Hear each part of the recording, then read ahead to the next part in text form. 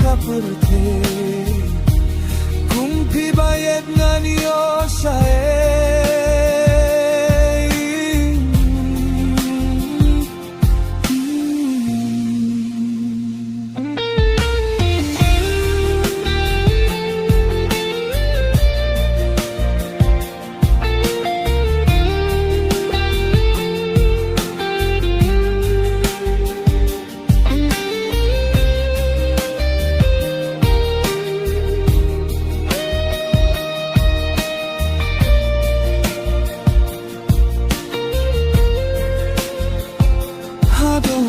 jong atangka jingi jong pi kasle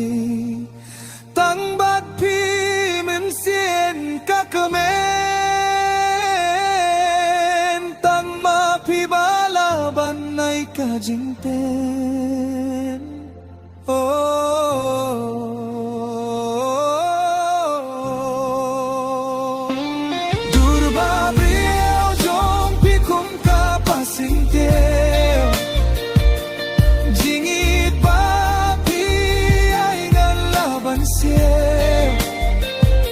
langawat sodong kapet